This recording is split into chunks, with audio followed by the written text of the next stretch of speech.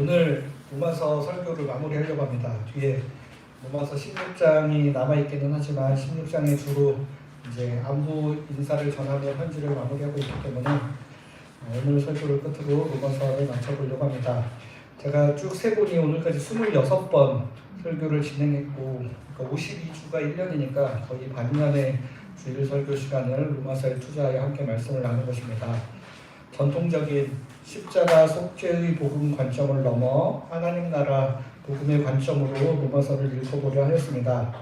부족한 면들도 있었지만 한 걸음 한 걸음 내디뎌 결국 오늘 마지막에 이르게 되었습니다. 이 로마서에는 바울이 전하고자 하는 하나님 나라 복음에 대한 내용들이 잘 정리되어 있기 때문에 분량이 방대하고 신학적으로도 깊이가 있는 내용들이 담겨 있습니다. 그것을 오늘 마지막이라고 일일이 다 다시 정리할 수는 없고, 인사말을 제외한 실제적인 마무리 맺음말과 같은 오늘 본문인 15장 뒷부분 21절까지만 읽었지만 15장 마지막 절까지 말씀을 통해 바울이 이 편지를 쓴 목적을 다시 한번 생각해 보며 동시에 우리 각자의 삶과 사명에 대해서도 한번 생각해 보는 시간이 될 수 있기를 바랍니다. 바울이 로마서를 쓰게 된 목적, 나아가서 로마 교회를 방문하고자 하는 목적을 로마서를 통해 두 가지가 있다라고 밝히고 있습니다. 먼저 로마서 1장에서 언급하고 있는 신학적인 목적입니다. 1장 15절 말씀인데 우리 한 목소리로 같이 읽어보겠습니다. 시작.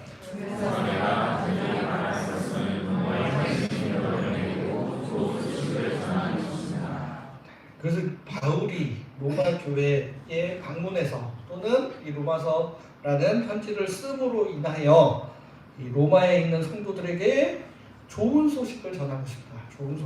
좋은 소식 바로 복음이라는 단어로 그동안은 많이 번역되었던 것입니다. 내가 전하고자 하는 복음이 어떤 것인지를 여러분에게도 나누고 싶습니다. 그것 때문에 제가 로마 교회를 방문하고 싶고 또 이렇게 로마서를 쓰려고 하는 겁니다 라고 이야기를 하는 겁니다. 그러니까 바울이 이 편지를 쓸 때까지는 로마 교회를 방문한 적은 없었습니다. 다른 지역에서 복음을 전하는 과정에서 알게 된 사람들 중에 로마에 있어서 로마 교회 성도 중에 알고 있는 사람들은 있었겠지만 바울이 직접 로마를 방문해 보지는 못했습니다. 그래서 자신에 대해 낯설어 할 수 있는 로마 교회 성도들에게 자기를 소개하는 차원에서 나는 하나님의 사도로 부르심을 받은 사람으로서 복음을 전하고 있는데 바로 내가 전하고 있는 복음, 내가 정말 전하고 싶어하는 복음이 어떤 복음인지 그거를 이제 로마서 말씀을 통해 1장부터 15장까지 차례대로 축축축축 설명을 했다라는 겁니다. 이렇게 자기가 어떤 사람인지 소개하기 위하여 내가 전하고자 하는 복음이 어떤 복음인지 소개하려는 목적도 있었겠지만 궁극적으로는 자기가 전하려고 하는 이 복음의 내용을 로마 교회 성도들도 다시 한번 체계적으로 잘 듣고 정리함으로 이 성도들이 참된 복음이란 무엇인지 그리고 그 복음의 가치대로 잘 살아가는 것이 어떤 것인지 깨닫게 하고 가르치기 위한 것이 좀 더 주된 목적이라고 할 수 있겠습니다. 그래서 로마서 1장부터 15장까지 복음이라는 것은 항상 하나님의 신실하심으로부터 시작된다. 하나님의 신실하심, 바로 구약시대에서부터 쭉 내려오던 그 하나님의 신실하심으로부터 시작된 하나님 나라의 복음이 예수 그리스도를 통해 완성됐는데 이게 바로 예수 그리스도의 또 신실하심을 통해 완성됐다. 예수 그리스도께서 하나님에 대해 신실한 모습으로 사는 것이 어떤 것인지를 보여주셨고 또 우리를 향한 신실한 사랑이 무엇인지를 완전하게 보여주신 분이 바로 그 예수 그리스도.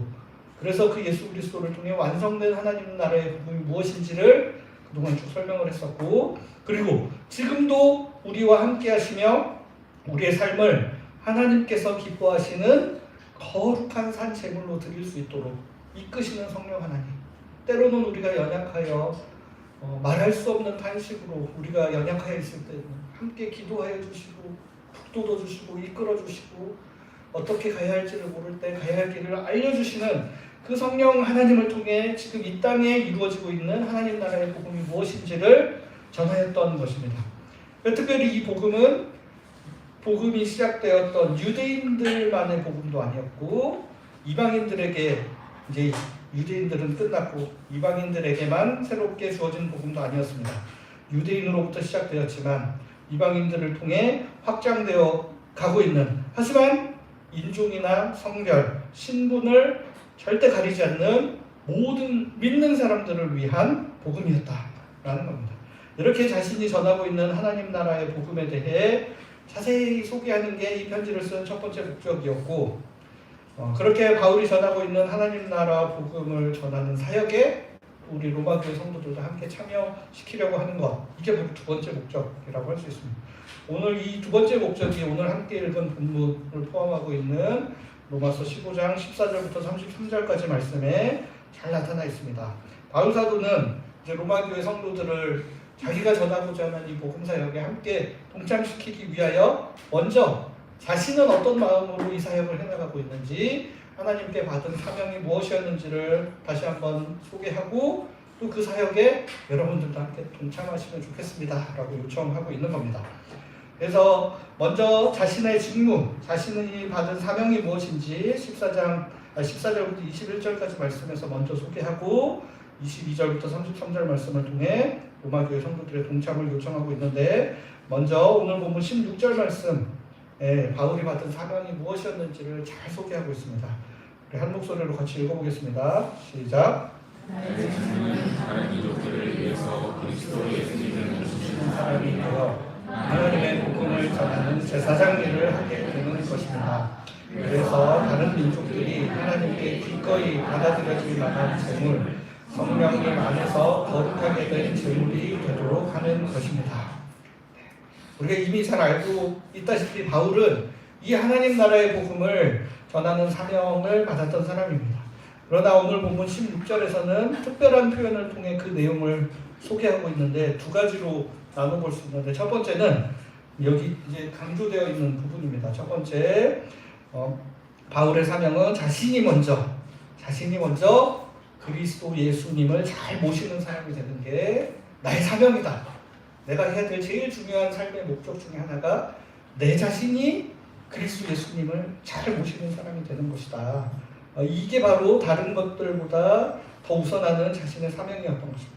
오늘 본문에서 사용된 이 예수님을 모시는 사람이라는 번역에 사용된 헬라어 단어가 레이투르고스라는 단어입니다. 레이투르고스. 이 단어가 원래는 이제 공적으로 봉사하는 사람이라는 의미로 많이 사용되는 단어이기도 하고, 그래서 우리가 13장 6절에서 위에 있는 권세들 순종하라 할 때 위에 있는 권세들이 하나님의 사역자들이다, 하나님의 심부름꾼들이다 라고 번역되었을 때 바로 이 단어가 쓰인 겁니다. 하나님을 위해 공적으로 봉사하는 사람. 그래서 이제 1차적으로는 저는 그리스도 예수님을 위해 공식적으로 봉사할 수 있는 그런 사람이 되는 것이 나의 사명입니다 라는 의미로 이해할 수 있고, 또 이 단어 자체가 제의적인 일을 하는 사람들을 일컫는 의미로 사용되기도 합니다. 그래서 이제 뒤에 제사장이라는 단어도 나오는 것처럼 그런 공적인 예배를 섬기는 이런 사람의 의미로도 사용이 된다는 겁니다.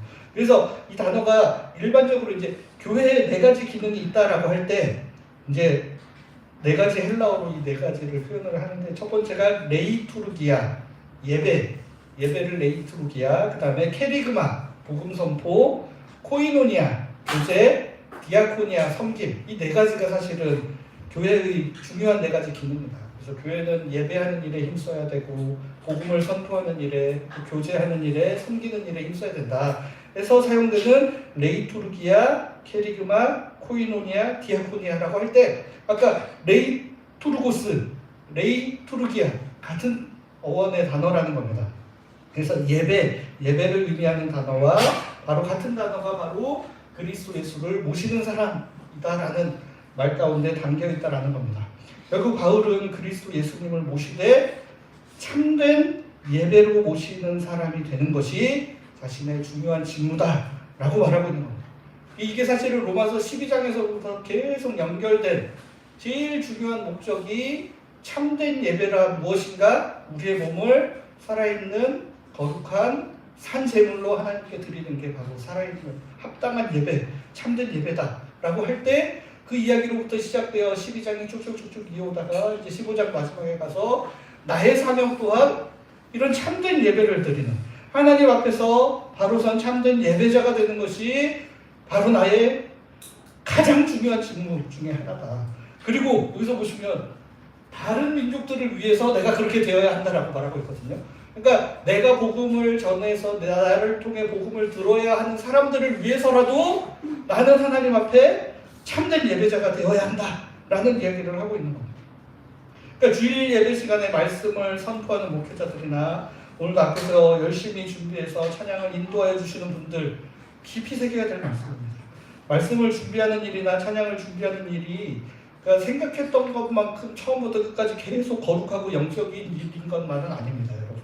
찬양 준비도 사실은 기도도 하고 뭐 다른 영적인 준비도 하지만 음악적으로도 굉장히 연습하고 준비해야 하는 것처럼 설교 준비도 똑같습니다, 여러분. 설교 준비도 학문적으로 열심히 연구도 해야 되고 다른 목사님들은 이 본문을 어떻게 설교했는지 열심히 참고도 해야 하는, 그리고 이게 설교문으로서 주어와 서술어의 호응이 잘 맞고 있는지, 단어 사용은 적절한지 이런 거에 또 시간을 엄청나게 많이 쓰고 있습니다. 그러다 보니까 이런 연구 과정에 많은 시간을 투자하게 되고 이 영적이지 않은 학문적인 상태로 설교가 준비되어지는 경우들이 있을 수 있다는 겁니다.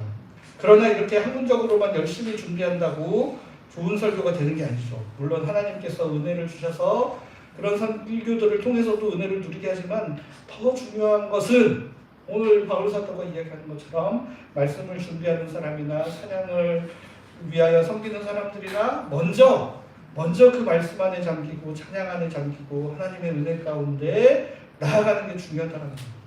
그래서 우리 설교학이나 이런 데서 또는 많은 목사님들이 설교 준비의 시작과 끝은 기도라고 말씀하십니다.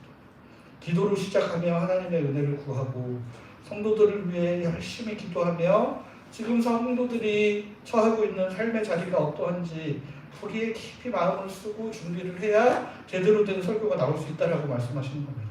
그리고 이 설교를 통해 하나님의 은혜가 간절히 드러나도록 부족하고 볼 때마다 고칠 게 있습니다, 여러분. 그렇기 때문에 이게 완성이 될 수가 없어요. 너무나도 부족한 상태를 가지고 마감 시간이 되어 어쩔 수 없이 나와서 선포하는 말씀이지만 이 부족한 말씀을 통해서도 생명의 말씀이 전해지기를 간구하지 않으면 제대로 된 설교가 절대 이루어질 수 없다는 겁니다.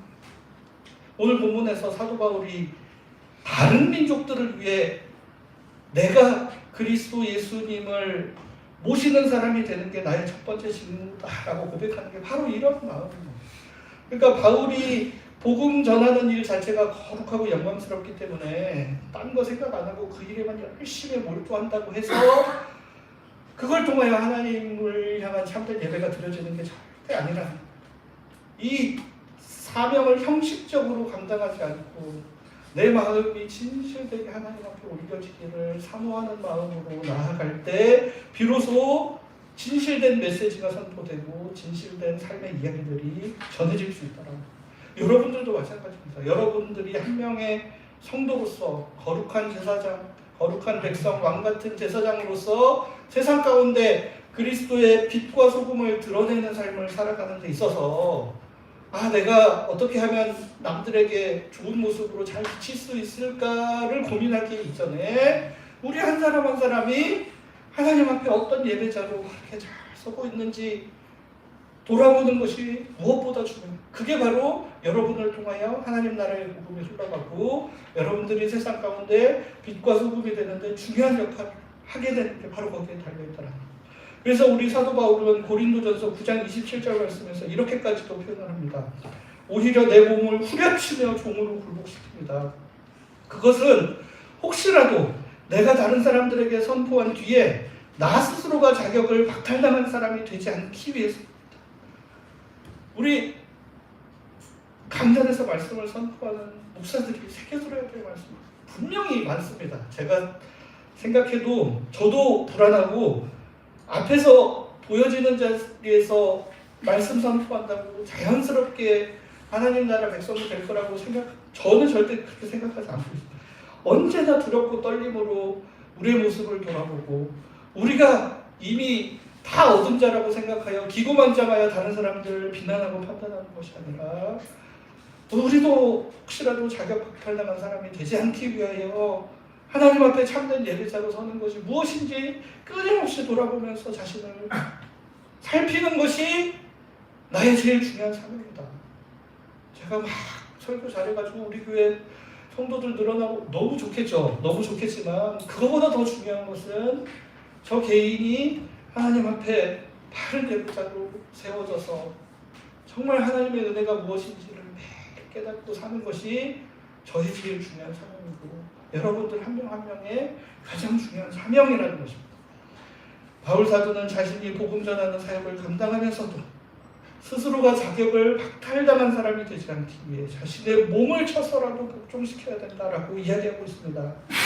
우리의 제일 되는 사명 역시 하나님 앞에 바른 예배자로 서는 겁니다.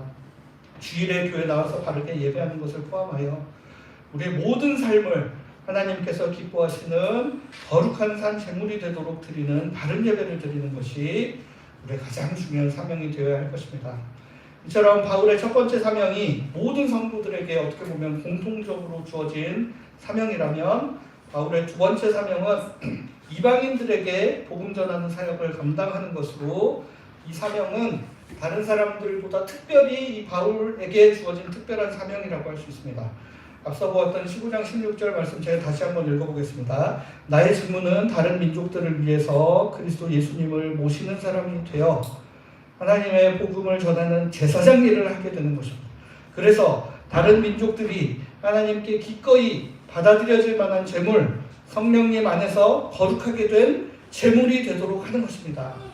바울은 자신이 하나님의 복음을 전하는 제사장 일을 하게 되는 것이 자신의 사명이다 라고 말하고 있습니다. 특별히 이방인들, 다른 민족들에게 복음 전하는 사명을 가지고 있다고 말하는데 이 표현을 어떤 식으로 하고 있냐면 다른 민족들이 하나님께 기꺼이 받아들여질 만한 제물, 성령님 안에서 거룩하게 된 제물이 되도록 하는 것입니다. 이렇게 표현하고 있습니다. 이거 보면 바로 생각나시죠?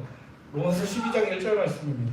그러므로 형제자매 여러분, 나는 하나님의 자비하심에 기대어 여러분에게 권유합니다. 여러분의 몸을 살아있는 희생제물로 하나님이 마음에 들어하실 거룩한 희생제물로 바치십시오. 이것이야말로 여러분이 드릴 참된 일입니다.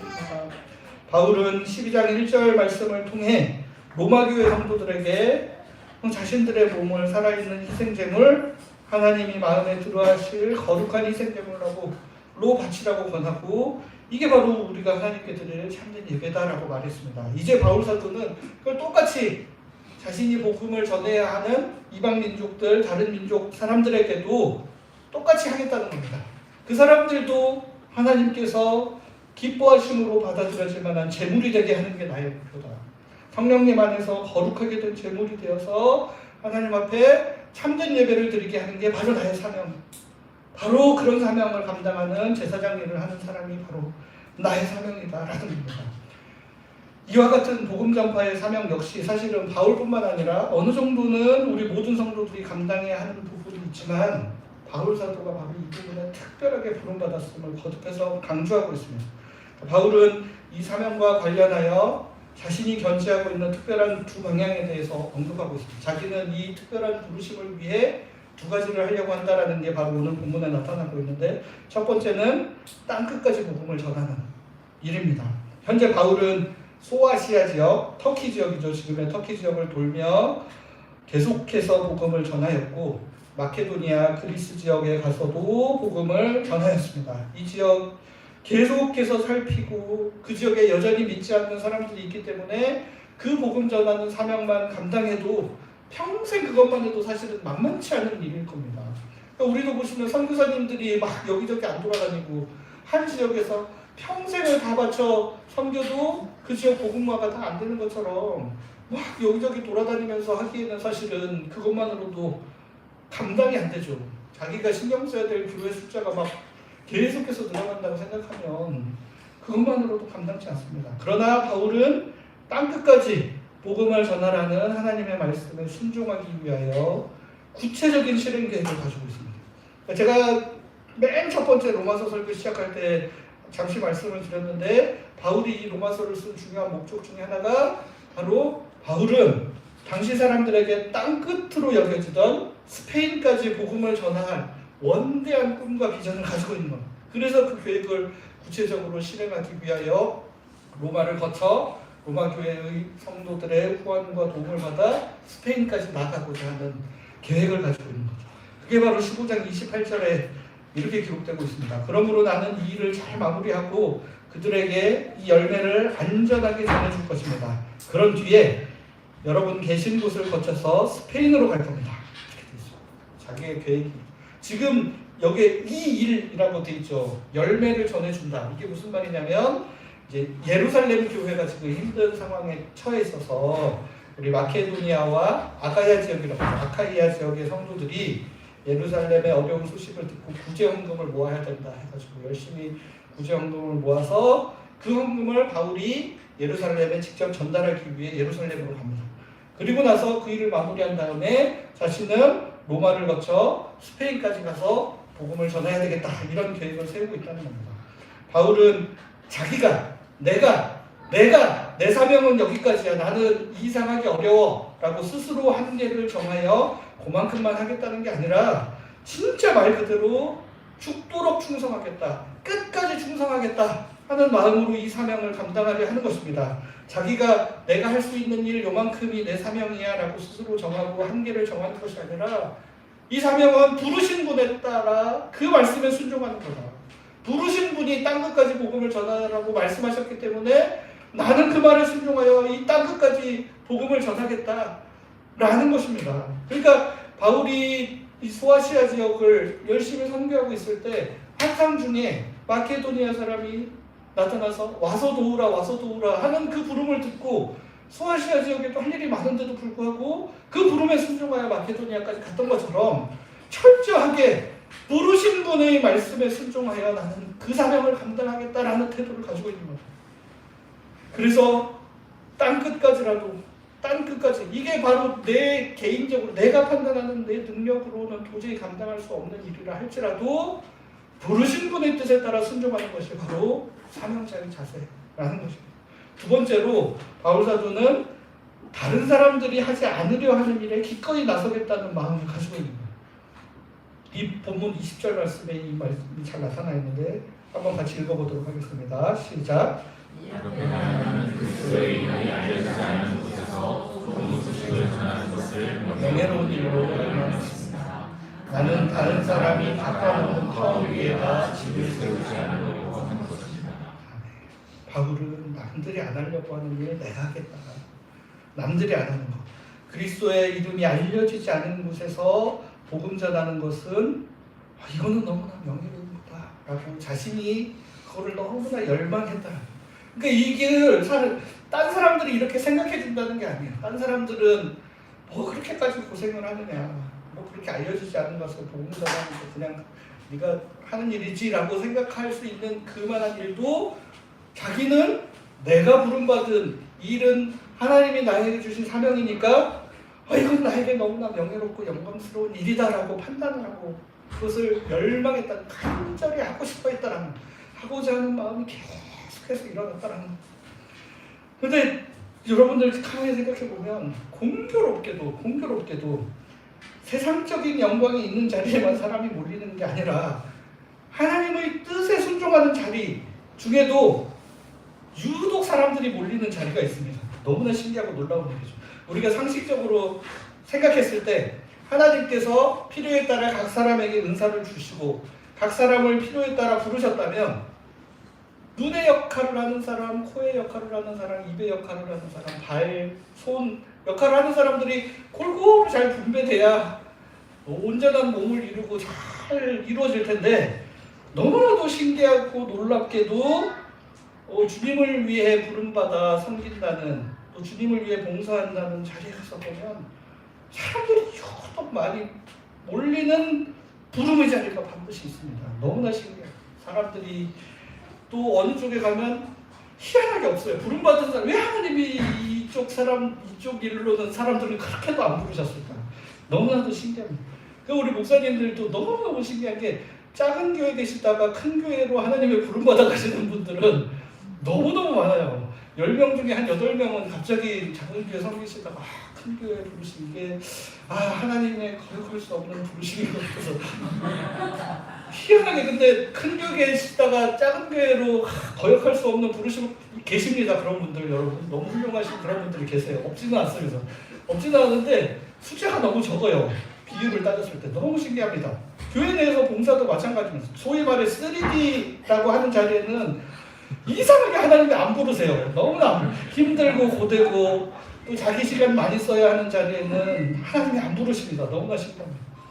간혹 힘들고 고되고 시간 많이 써야 되는데 그럼에도 불구하고 사람들이 막 알아주고 칭찬해주는 자리에는 간혹 사람들이 믿기도 합니다. 근데 몸도 힘들고 시간도 많이 써야 되고 사람들도 잘 알아주는 그런 자리가 있다?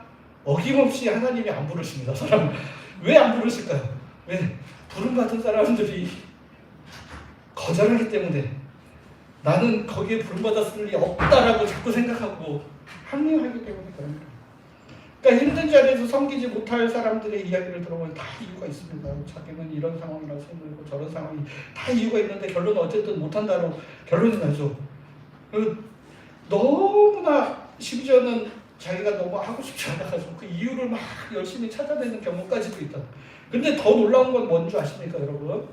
그럼에도 불구하고 거기에 부름받아 힘든 봉사를 하고 있는 분들이 계세요. 그분들한테 또 이야기를 들어보면 그분들은 막 상황이 좋고 막 여유가 있고 할 수 있는 여건들이 잘 갖춰져서 그 일들을 하는 게 아니라 그분들도 못할 이유가 너무나 많아요. 하나부터 10까지 못할 이유가 너무나도 많은데 그분들이 공통적으로 하시는 이야기가 뭐냐? 나는 이게 너무나 아까 여기 저기 이거 너무 영광스러운 일인 걸 내가 알고 있기 때문에 나는 이것들을 열망하고 있다라는 이야기를 정확히 하십니다.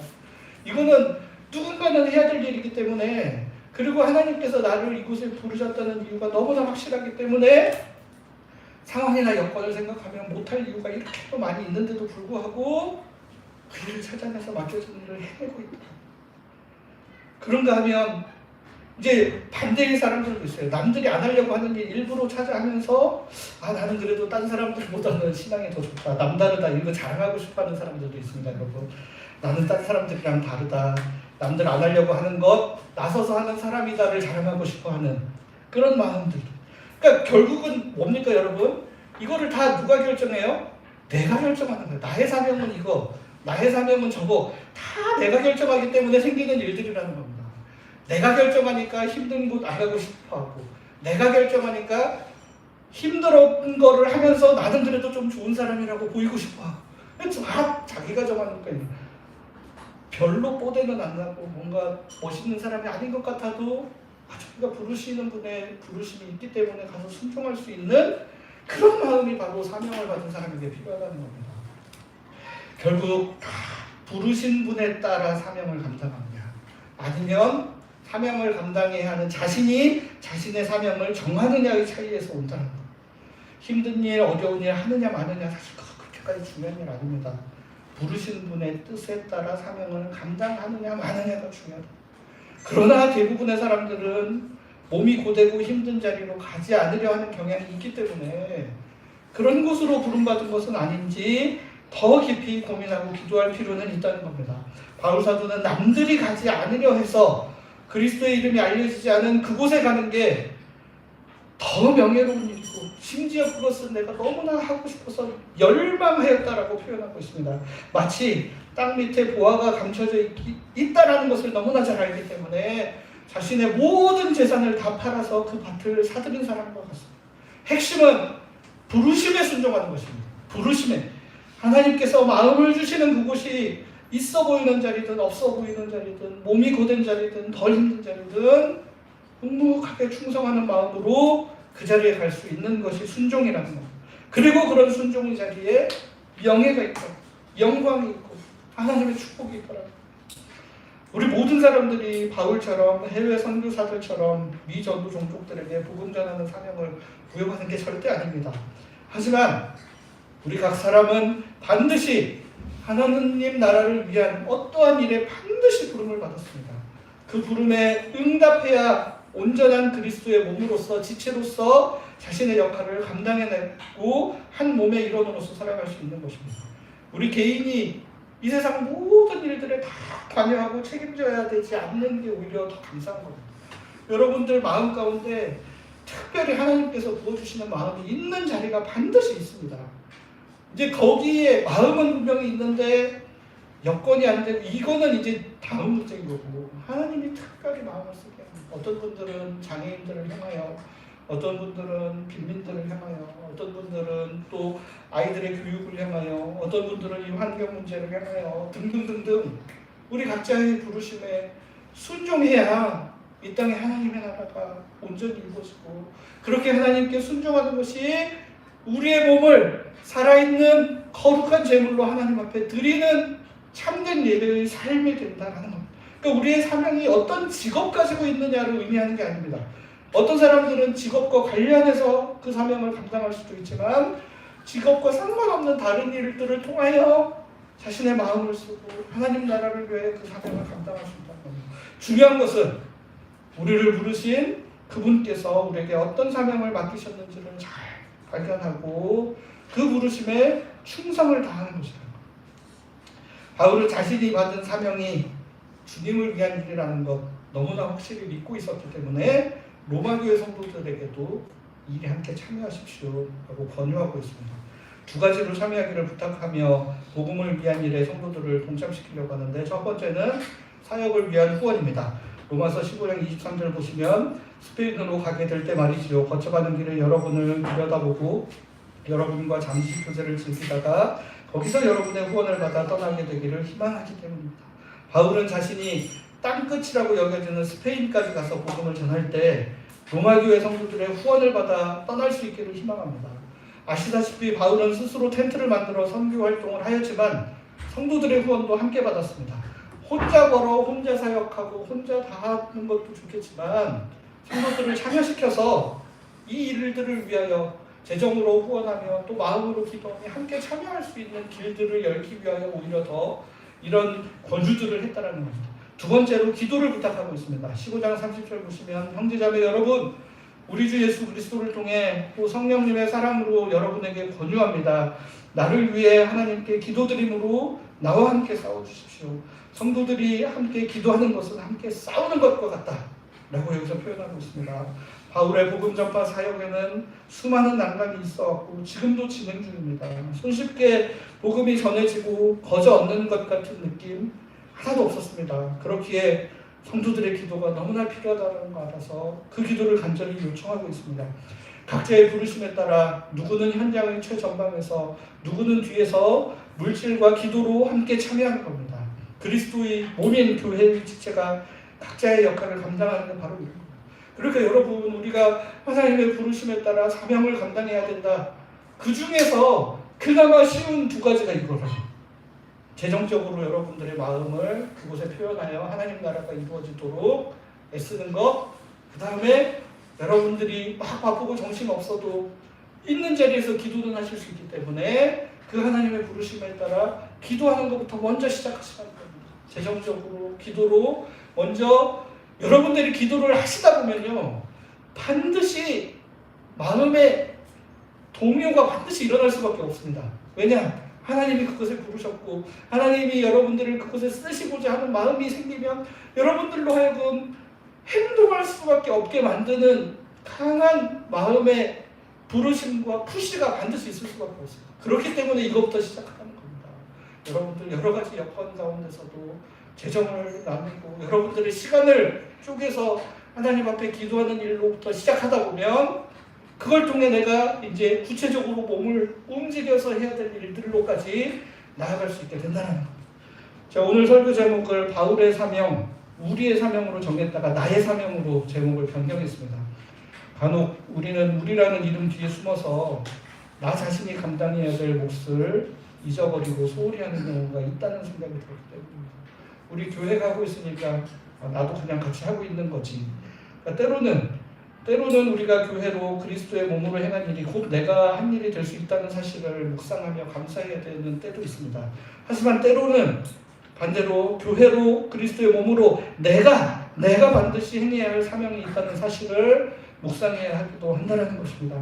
하나님께서 우리 각자에게 나에게 맡기신 사명이 무엇인지 깊이 고민해 보시고 기도해 보시면 좋겠습니다. 하나님 나라를 위해, 이 세상을 위해, 우리 교회를 위해 반드시 다른 사람이 아닌 내가 해야 할 일들이 있을 것입니다. 그 사명을 내가 스스로 자신의 능력을 평가하여 정하는 것이 아니라 나를 지으시고 이 땅에 보내신 하나님께서 불러주신 그 사명을 향해서 찾아가는 것이 필요하다는 것입니다. 2세대라는 거대한 강물, 우리를 덮쳐서 우리도 그 물방울이 하나처럼 휩쓸려 2세대의 흐름 가운데서 살아가라 라고 부추기는 이 세상에서 이 거대한 2세대의 물살을 거슬러 오르는 힘찬 연어들처럼 존재감을 드러내며 우리에게 맡겨진 사명을 위해 힘써 일하며 하나님 나라를 이루어가는 우리 모두가 될 수 있기를 간절히 바랍니다. 함께 기도하겠습니다. 오늘도